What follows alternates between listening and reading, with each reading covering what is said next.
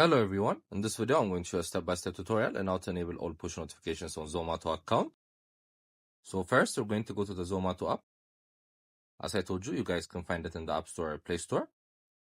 Then once you're here, you're going to click on a profile section on the top right corner. Then once we're here, we're going to scroll downwards until we find the settings option. So next we're going to click on it. Then under here, we're going to click on notification settings. So as you can see, there's the enable all notifications option. You're going to click on it. But since all the push notifications are turned off, you're going to click on it. Then it's going to tell you to go to the system settings. Then you're going to click on notifications and click on allow notifications. Then when you go back, as you can see, it has enabled all the notifications. Then you're going to click on save changes.